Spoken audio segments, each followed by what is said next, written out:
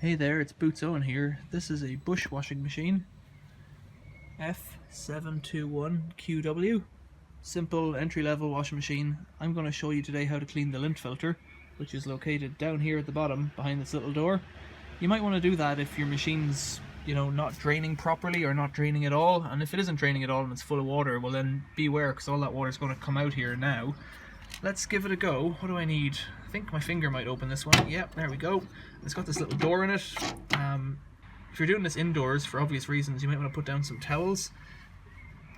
Yeah, this one's opening up okay, so just grab it, twist it, unscrew it. There's the water coming out, a bit grim looking, a bit yellow. Don't know how long this machine's been laying up. Actually, there isn't very much in it at all. Normally, you're going to get a litre or two. There's a bit of snot in there, some kind of... It just looks like some kind of jelly from congealed fabric softener or something like that. Let's have a look inside. It's clean. You can see the impeller blade. If you want, you can wiggle it with your finger, but typically they don't break. I should tap that out. If you were fussy about these things, you could give this a wash under the tap or something like that, then just screw it back in. I tend not to worry about cleaning them too much, as long as there's nothing big in there, because the water, once it goes in here, does not get recirculated, unless it's certain types of LG machine and some fancier machines.